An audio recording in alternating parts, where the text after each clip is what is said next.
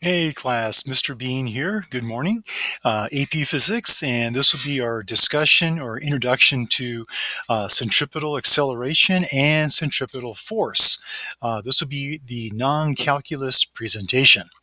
All right, so anyways, here we have a circle here, and we might have some kind of object that's going in a circle.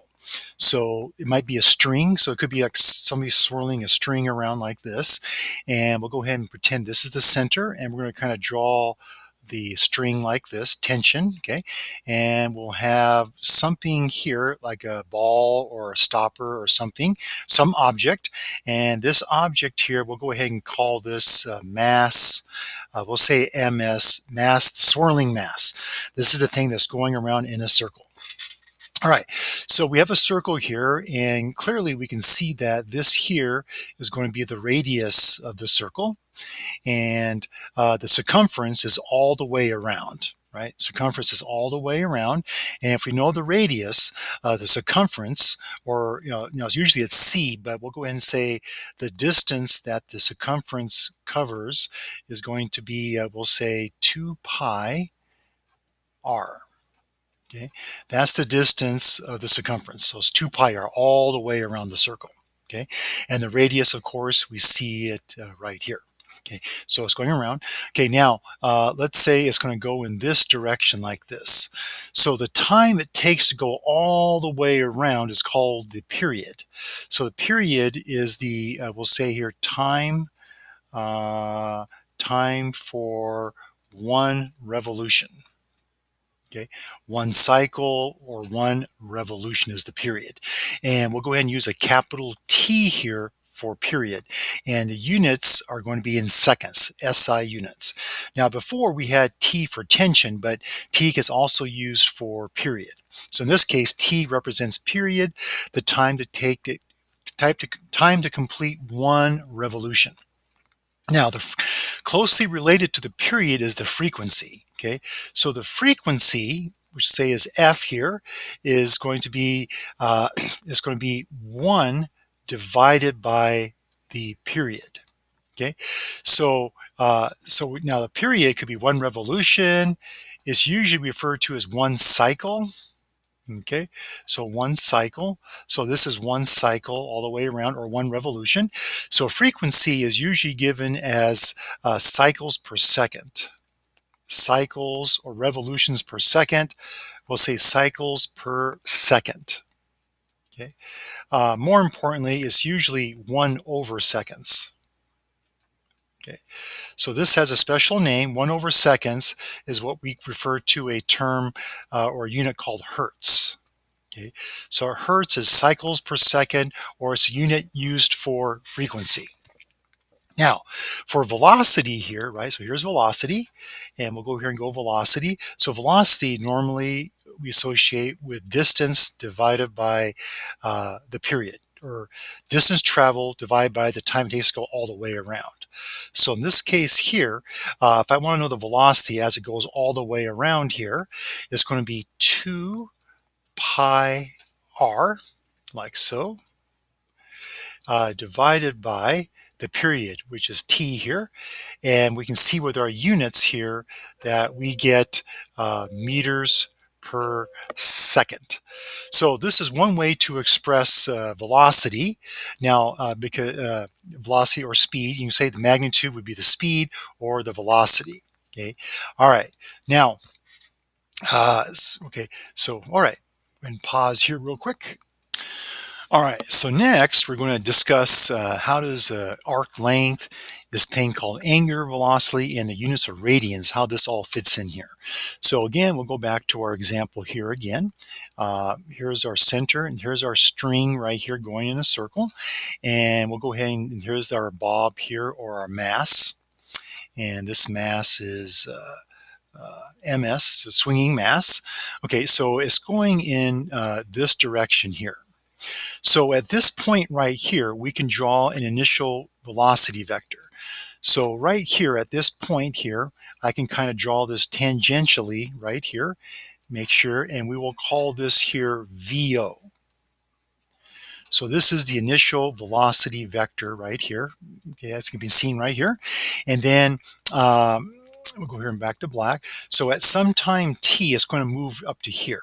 So we can draw another string position here. This is position 2. Here is still the radius again. And this here, we'll go ahead and call this delta theta because it did move some angle theta here. And it did it in some amount of time too, delta t. So we'll kind of throw this off to the side here. So here, this new position here, here's the ball right here. Here's this ball right here. And what's going to happen here is I can go ahead and draw another vector. And we'll draw it tangentially right here, like so. And we'll call this the final velocity vector position right here. All right, so sorry about that. Anyway, so it's rotating this direction here. So we have delta theta here, and we have delta t here. Now, this part right here, let me go ahead and let's make this part green. So this part here, we'll go ahead and call this the arc length here. So that's going to be the arc length, and we'll call it S. S is the arc length, and it's going to equal whatever the radius is, r, times delta theta. All right, delta theta. Okay, so that's usually the arc length. Okay, it's r times delta theta. Okay, and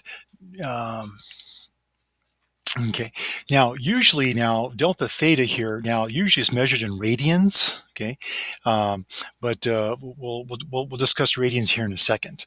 Okay, so this here is the arc. So this is delta theta, and this is usually measured in radians. Okay, radians. We'll say rads. Okay, and the units of the radius here is going to be just meters. So radians are units that can come and go as pleased. And so when we do this here, radians is kind of showing a kind of a ratio here. So it's a unit, but not really. So the only unit here is really meters. So arc length is meters. And so this length here is being described by the radius r times the angle displacement in radians. Okay. Now, angular velocity. Okay, what is angular velocity? So angular velocity, so let's take a quick look here and see what we got here. So if we go back here to change here. So here is velocity again. And from up here, we see that velocity is distance over time. And here we have 2 pi. And here's our r. Over now, instead of the period t, it's this delta t here. Okay, it's delta t. Okay, all right. Now radians. So so 2 pi. Okay. Okay, hold on here. Let me see. Hold on here. No. Let's go back to eraser. And, oh no, we're good. We're good. Okay, so 2 pi. Let's see where we at. Okay, I lost my thought here momentarily. Hold on. Okay, so let me erase this real quick here, and let's erase this part here.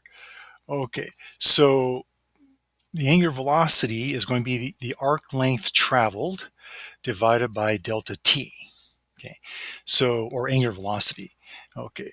And so what we have here now is we have to go over here and we have to say, well, what's S here, the arc length? It is R delta theta here divided by delta t. Okay. Now, the rate at which theta changes in radians with respect to time has a special name, is called omega. And this omega is what we call angular velocity. Angular velocity. Okay. And its units are radians per second. Okay. So we can rewrite this as so v here, this is the tangential or linear velocity, is equal to r right, R here, times omega. Okay, so so imagine here we have different lengths here, and let's say these are all moving in this direction. So we'll maybe call this here R1. We'll call this here maybe R2, and we'll call this here maybe R3, radius 3. So these are all moving in a circle here. So which one of these here would have the greatest tangential velocity? Okay, well, velocity is dependent upon radius times omega. So the rate at which theta is changing is the same, but the distance r is greater. So if you're going in a circle, the further you are away from the origin here, going in a circle, the center here, going in a circle, the greater your tangential velocity is. However, omega is constant. It does not change because the rate at which theta is changing is constant, but your tangential or radial velocity here is increasing further you are away from the center of the circle. So in a track meet, if you're going in a track meet racing here, you want the inside lane because the distance you cover is less. Okay. All right. And so we'll go ahead and pause here. All right. So now we want to introduce centripetal acceleration and discuss what does centripetal mean. So centripetal means center seeking. We'll just go over here and put down center seeking. Okay, center seeking. That's what centripetal means, center seeking. So let's take a look at our example here again, and let's see what the direction of this center seeking acceleration is. So here's our R here. This is our radius R of our object here. It's going in a circle and it has some mass, we'll say ms here, and it's moving in this direction here. So at some time t, it's going to be at a new position. Well, let's say we'll go right here. It's at this position right here. So we can go here, we can go ahead and kind of draw another radius here. There's the radius. Okay, so, and this of course is theta here, but it also, there's some delta t here involved, some time t to go from here to here. Now, as we did before, we can go ahead and draw a velocity vector. So at this point right here, at this moment in time, there is a velocity vector. Make sure it's tangential. Let me erase this real quick here. And it is, I'm going to make this 90 degrees, so it is tangential in this direction right here. We're going to go ahead and call this VO. So this is velocity vector VO. Now, if I take the same vector and I flip it like this, so it's in this direction, like so, this is minus VO, right? Because it just means that it's in the opposite direction. Now, at some time t, I'm going to use a green here. There's a new velocity vector. I'm going to kind of draw the tangent like this here. And okay, and we'll call this here final velocity v. Okay, now the magnitudes of these are the same. Okay, just the direction is changing. So these have the same magnitude, just the direction is changing. All right, so now here's this new position, final velocity here. Now, normally when we do acceleration, right, is usually, it's usually delta v, right, divided by delta t. Okay, that's normally how we express acceleration. So now what I'm going to do is I'm going to take this right here and put it over here and kind of see what happens. Okay, so we're going to do, I'm going to add these two vectors together.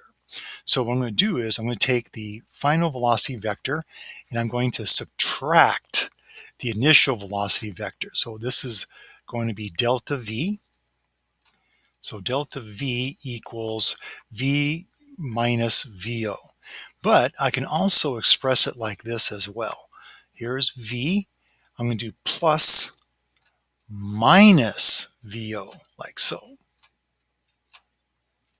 Okay, so I'm going to add these two vectors together and see what happens. So we'll go over here.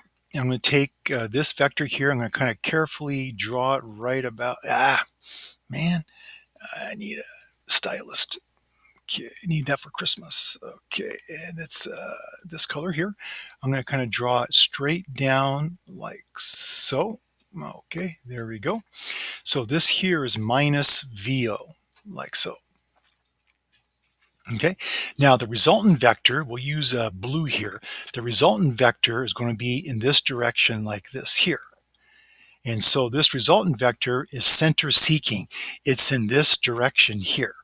So that's the direction of the centripetal acceleration vector. It is directed toward the center. So that's center seeking. Okay. Now, how do we get the centripetal acceleration equation? Okay. Well, first of all, what is it?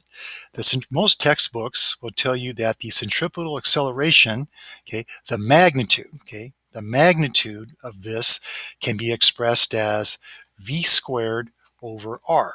Most textbooks will never tell you where this comes from. They just tell you there it is. You can find it on Khan Academy, and on YouTube they show some explanation about how this is developed. But usually it's used through calculus, but we're going to show a non-calculus way of showing how we get this equation here. All right, so what we have over here is to take a look at this triangle over here.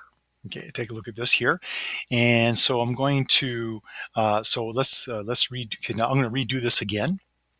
Go ahead and use black here. So here I'm going to make it so it's easy for us to see what's going on. Okay, so here's the radius r here, right? And here's our mass right here, and there's a initial velocity vector going in this direction, and we'll call that VO, like so. Okay, velocity vector, and we'll go 1/4 turn. Okay, so up here, pretend this is straight. Okay, going up here, this is also r here, and of course this here is the change in theta. Okay, kind of like this right here. Okay, so it goes, and then from here there's another velocity vector we can draw right here, and we will call that final velocity v right here. Okay, so and this of course is happening over some time delta t, and remember this here is the arc length, right? This here is the arc length. All right, so what we have here, let's go ahead and kind of take a look at this here, and let's see what we can do here. Take a look at the r's here. Okay, so we have a vector here. Okay, this is r here, and I'm going to go ahead and kind of draw this right here as well. This is r here. Okay, and now this is the, okay, now here we're going to go ahead and just kind of draw this right here like so, and this of course here is theta. Okay, delta theta. Okay, now it could be 90 degrees, but it doesn't need to be 90 degrees, but it could be 90 degrees. So what is this here? Okay, so this here was the arc length. Okay, and the arc length, we're going to go ahead now, just to help us out here. The arc length here is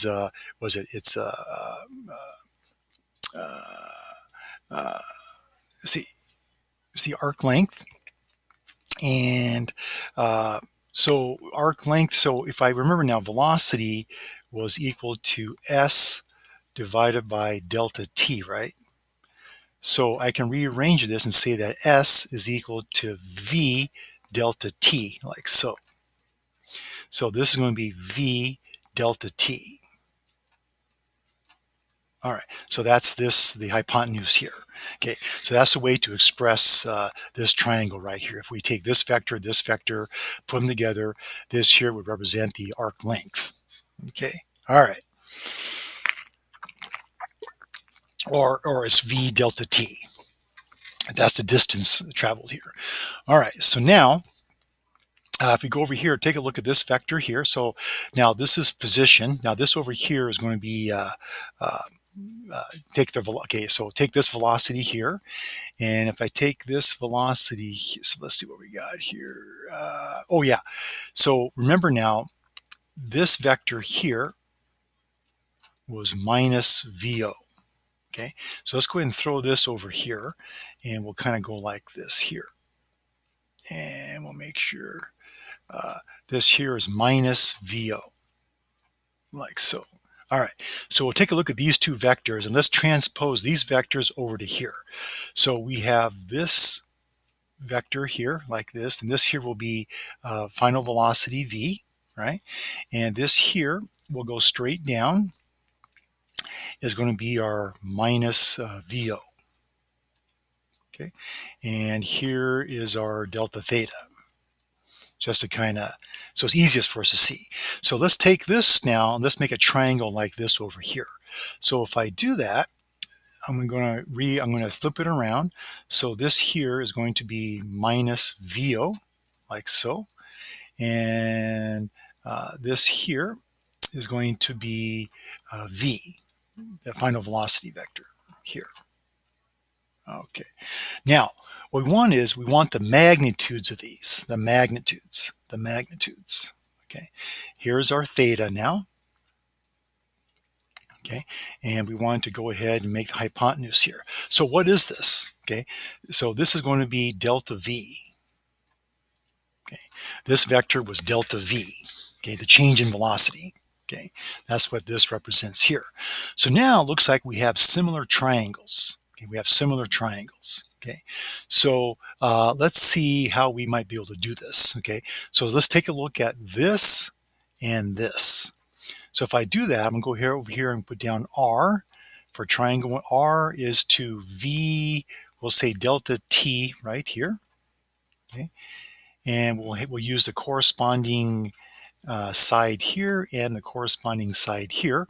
And so we want the magnitude, right? So this is just going to be V over, and what we have here, delta V. Okay, there's delta V, like so. All right, so now if we do some multiplication here, see what we got. We have here delta V R. I'm cross multiplying.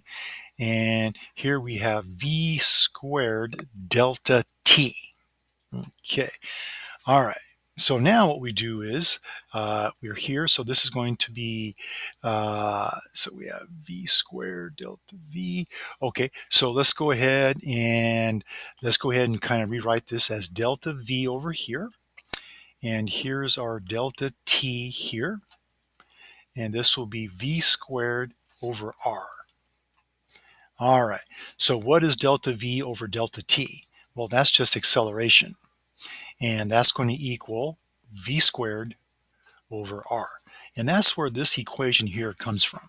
Remember now, this is the magnitude of the acceleration vector is described as V squared over R. All right, which brings us now to centripetal force. Okay, so centripetal means center seeking. Okay, so centripetal force is a name given to any force that causes circular motion. Okay, so obviously tension. So centripetal force could be tension. Okay, tension causes circular motion.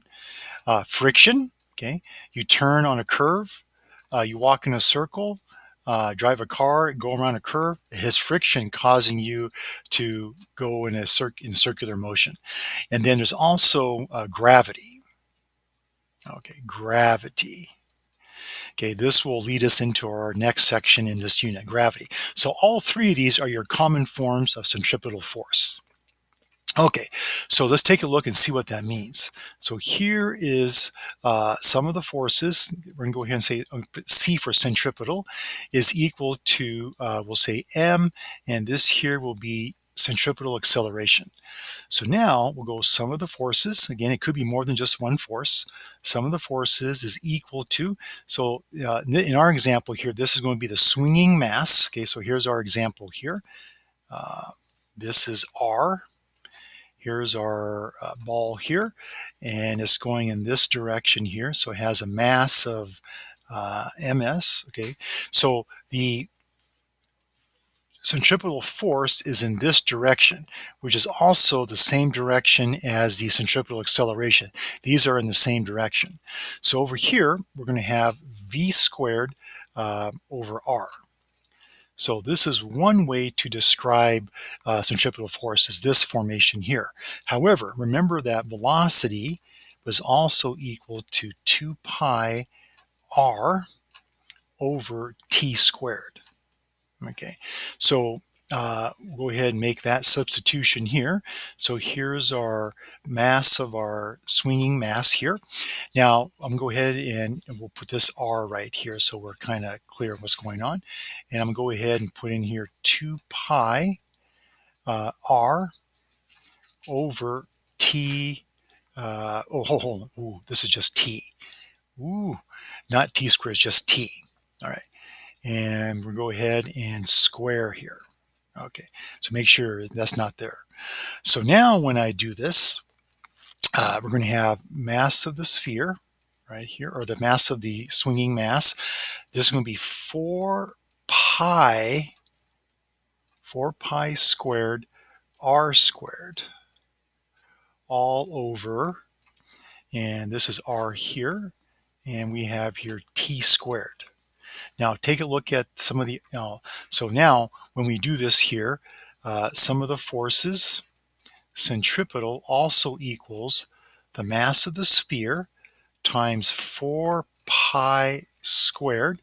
Now this was r squared and this is r, so one of the r's cancels out, so we have r here, all of this divided by t squared. So this here would be a fully developed equation that we'll use for centripetal force in our lab today. All right, any questions? Make sure you let me know.